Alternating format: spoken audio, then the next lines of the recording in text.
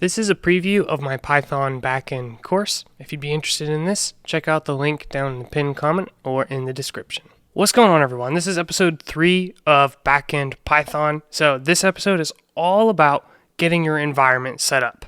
So if you are an experienced Python developer, you might already have this down. You already have pip installed, you already have Python ready to go. But for those of you who are new, this is very important. So don't skip this lesson because you want to make sure you have the tools you need.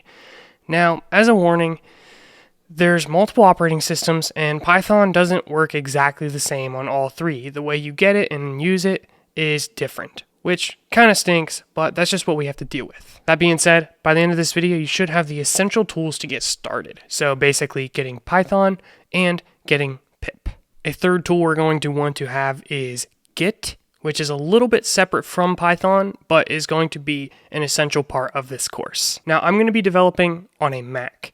So as you go through this course, if you are on Windows, you may need to adapt certain things for the Windows environment. That being said, I'll do my best to give the Windows equivalent when possible. But if for any reason something is not working, it might just be that you're on Windows and I'm on a Mac. This is going to change the different command line commands you have and the way you set things such as environment variables. But all of the Python code should be the same.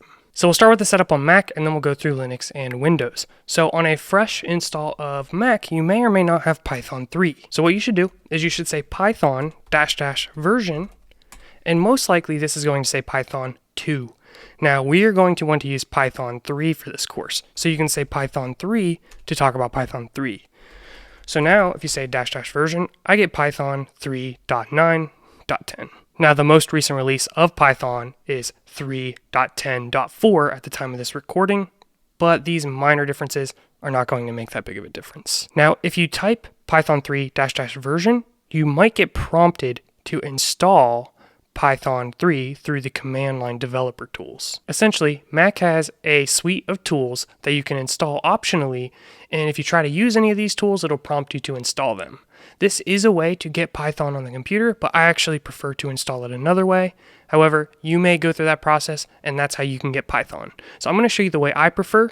I prefer to use a tool called Homebrew, and this can allow you to install software very easily. So the very first thing you need to do is actually install Homebrew to use it.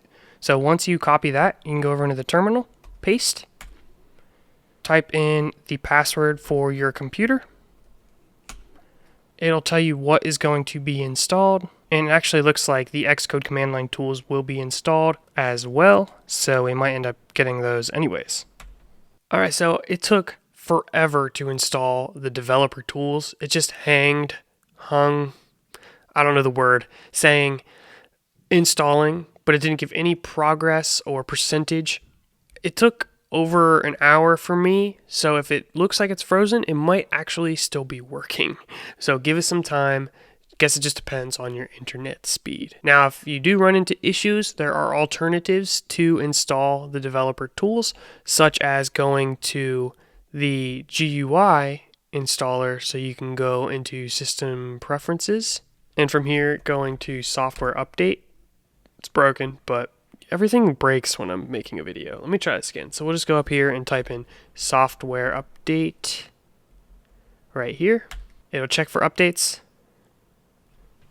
And you can see I have a list here. And in this list, you may see the developer tools. So you can also try Xcode select -- install.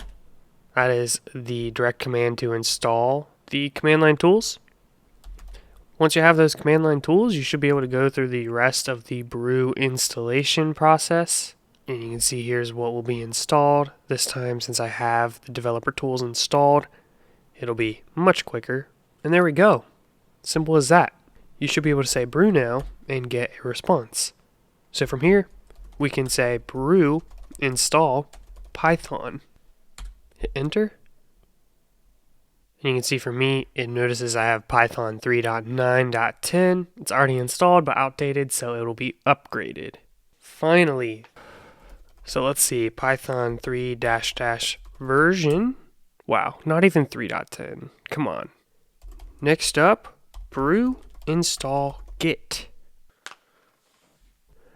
Alright, and once that's done, you should be able to say Git and get a response. Now we're also going to be using pip, which you may be able to say pip3. And you can see I have pip installed that I can use directly. But you can also invoke pip through Python, so python3 -m pip and then -- version. And same thing here. So when we end up using pip, you can do one of two ways. Additionally, you can upgrade pip, so pip3 install -- upgrade pip. Alright, there we go. Last but not least, we're going to get Visual Studio Code, download Mac Universal, go through this installation process. It really shouldn't be too bad. And at the end of this video, I'll have some tips on setting up Visual Studio Code and some cool extensions that can help you out with your development experience. We're going to do Windows now, so I recommend on Windows to get Python using the GUI installer from the Python website. So just go ahead and visit python.org and then head over to the downloads, all releases, and you can download for Windows Python 3. whatever. Alright, once that's done, just go ahead and open file. When this pops up, I would recommend you add Python 3.10 to path, and then go ahead. You can customize if you're interested. I'll usually do this just to see if they're sending like anonymous tracking stuff, which I generally like to disable. So I guess I didn't change any of the settings, so you can just go ahead and do the default install now. You might get a pop-up. See, here's an example for Edge. Help us make search better for you. We'll collect results from searches. To improve Microsoft products and services. I always try to disable this junk. Alright, once this is done, it says setup was successful. You also have this option to disable path length limit, which can help prevent running into issues in the future. So if you want, you can go ahead and say yes to that, and then we will close. And now we can open up the command prompt. So we'll go to the Windows icon and type in command prompt. Open this, and we should be able to say py -- version. So that's how you're going to use Python on Windows, and you can see we get Python 3.10.4. So everything seems to be set up correctly. Next up, we're going to want to install Git. So same idea, we're going to use the GUI. So open a new tab and go to git-scm.com and download the latest version for Windows. We'll go for the 64-bit Git for Windows setup and give that some time to download. Alright, this is finally done downloading, so let's open this file. Yes. We'll go through this installation, click Next, Next. I'll go ahead and just check additional icons. Yeah, this looks cool. Sure. Next. Next. So this one has some options where you can choose the default editor. If you're comfortable with Vim, you can use that. Or you can switch to something else such as Visual Studio Code, which is what I am going to use. So hit that. Looks like we'll need to install Visual Studio Code as well, which is an important step. So download. Download. Alright, that's finally done, so let's go ahead and open that file. And pretty basic stuff. Let's just go through this installation. We accept the agreement. We hit Next. Looks good. Yep, I think this is very helpful. The ability to open with code to context menus. So say you right-click a folder, you can open that folder in code right away. We'll also just create a desktop icon. Make it as easy as possible to find this. Next, install. And we'll give this a minute to install. Alright, there we go. We have that installed. I'll just go ahead and uncheck that and hit finish. Now let's go back to the Git installation, and I'm hoping it'll let us go to the next step. Maybe if we switch to an editor and then back to Visual Studio Code, or maybe if we go back and then forward. Okay, there we go. So just go back and then forward, and then you should be able to select Visual Studio Code as Git's default editor. Hit next, and then this is the only other thing I'm going to change. I'm going to override the default branch name as I use main for all of my code. So let's go ahead and check that if you wish, and then hit next. The rest should all be pretty not that essential for this course, so we'll just go with the defaults here, but you can just match what I have. And this one, I'll make sure to check this This will give us a new terminal and will allow you to follow along with this course better. So let's go ahead and check that and then hit next. Default is fine. Sounds good. Get credential. Yep, you can look into some of those things if you're interested in it. There's a lot of options. 90% of them I'm not interested in for this course, but some cool stuff they're working on. So let's let this install. And thankfully we haven't ran into any other hiccups. All right, there we go. And from here we can launch Git Bash, hit finish, and you'll get a terminal that looks a little something like this. And you should be able to issue a lot of commands you would find on Mac or Linux. For example, pwd, that'll give you your path, and many others as well. All right, at this point, we finally have Git installed. Took some steps, but we're there. We also have Python installed and Visual Studio Code. So now let's open Visual Studio Code, and I'll give you a couple of extra tips on different extensions you might want to install to improve the development experience. You can also use Git inside of Visual Studio Code, either through the default terminal or through the Git Bash terminal integrated in Visual Studio Code. So you can find it here, recently added, or you could search for it. Or from here, you should be able to right-click any folder, and under Show More Options, you can see Open with Code. So that's how you can open a specific folder inside of Visual Studio Code from the File Explorer. If this pops up, go ahead and say that you trust the authors. Check that box and say yes. Now within Visual Studio Code, you can go to the Terminal tab, hit New Terminal. So from this terminal, you should be able to say Git, and that should give you a response showing you that the Git keyword is recognized, and you can issue various Git commands. This is within PowerShell, so you can change the type of terminal with this arrow here. And you can see we got PowerShell, command prompt, and Git Bash, which is probably what I would recommend using. So you can see it says MinGW64, just like in the terminal that we had earlier. So that's how you can do it embedded inside of Visual Studio Code. I've been doing everything for Windows within a virtual machine, and it's going terribly slow. So we're going to end the Windows section here. We're going to talk about Linux, and then we're going to come back and talk about some good tips for Visual Studio Code, some extensions I like, and some other stuff as well. So let's go on to Linux, and then we'll wrap back around and go to Visual Studio Code. Once you're on Visual Studio Code, it should be fairly similar between Mac, Windows, and Linux. So those extensions are going to be the same regardless of what operating system you're on. All right, now we're going to talk about how to get everything set up on Linux, which is fortunately one of the easiest ones. So let's get started. First things first, we're going to make sure we have up-to-date software. So sudo apt-get update.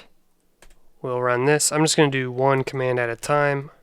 I know it's possible to combine multiple commands, which if you have the notes, you can try copying and pasting the whole thing.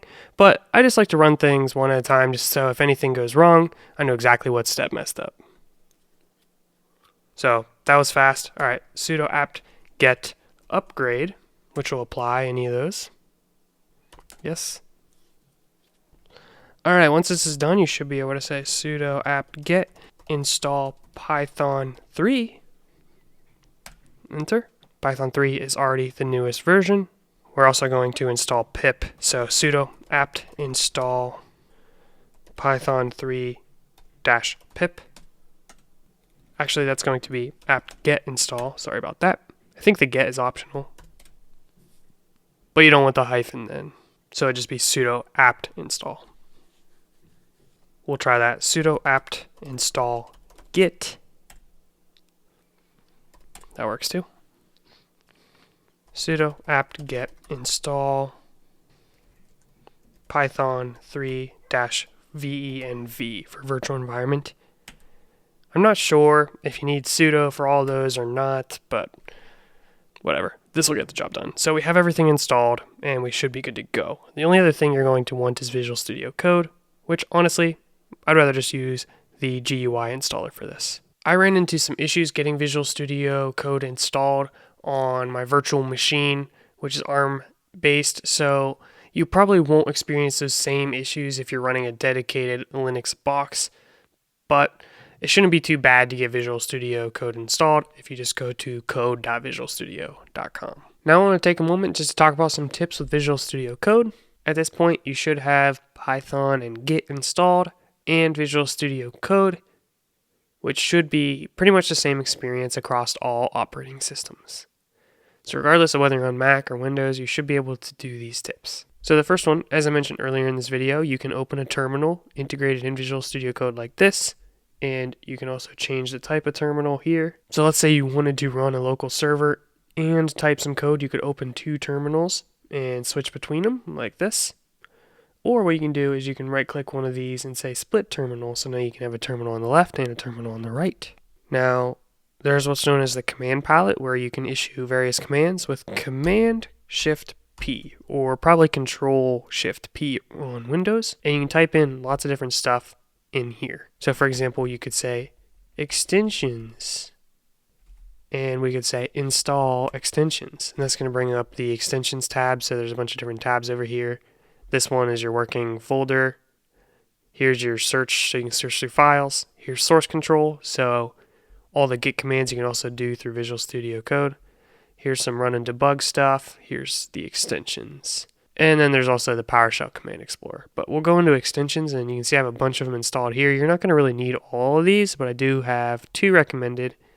So if you type in ms-python.python, so this is the ID, so you can get the exact extension I'm looking for by typing that in the same way. So you'll want to install this one, which will give you IntelliSense, so that'll help you autofill different things, debugging, notebooks, and so forth. So that's the first one. The next one is ms-python.vscode-pylance. So this is the Pylance, which you can probably just search the title of these, but this is just a safer way to make sure you get the right one. So this is a feature-rich language server. This will help you with proper syntax and all that jazz. So you'll want to install both of these. Now, if you do want a more thorough setup of Visual Studio Code, I do have a video on the YouTubes, which is called Super Clean Visual Studio Code Setup. Now, one other tip regarding the terminal is that the default path that is opened is going to be the same as the directory you're working in. And that is when you open a new terminal. So to show you this, I'm going to open a folder, and I'm just going to go into something like this drinks folder. Now when I open a new terminal, you can see I am in the drinks directory. This is important and just kind of a reminder just to look where you're actually located. You want to make sure you're in the right directory when you're typing commands.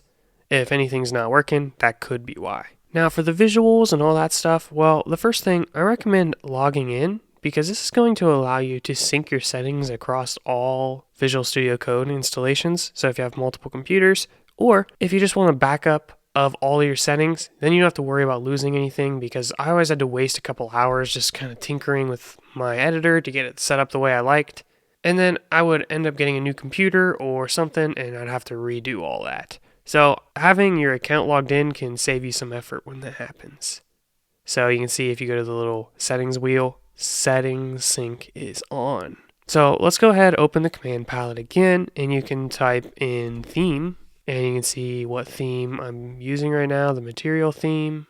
You can go down to preferences, color theme, and you can choose a new option. So as I scroll through here, you can see all these different options. So that's pretty cool. I'm going to keep the one I have right now. I like it. It's pretty similar to the default, but just a little bit different. One other extension you might want to consider is called Code Runner. And this is what I use to have the clean output down in the output window. The exact ID for this is this right here, formula hendry.code/runner.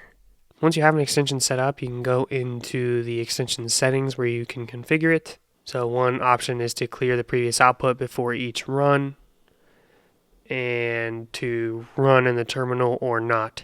Now, actually running in the terminal versus the output window does make it a little bit easier for some of the virtual environment stuff we're going to be doing. But you can try it out, see what you like, and I'll show you what exactly I mean right now, because we're going to create a quick hello world. So let's just go ahead and open a new window so we're not in some random folder. And we'll just say file, new file. And we'll say print hello world, just like this. And we'll save hello.py. And we can run this. And you see it shows up in the output window. Yours may run in the terminal, which is totally fine. You can see I have this drop down, run Python file, which will show up in the terminal. But as mentioned, this extension, although it's nice, it can introduce issues when it comes to virtual environments. So what I recommend is to go into that extension settings. So I'm losing myself here. We'll go into Code Runner. We'll go into extension settings. And we're looking in here for executor map, which is right here. So edit in settings.json. And when it comes to Python, you will want to change it to this. So $Python path space $ full file name in camel case.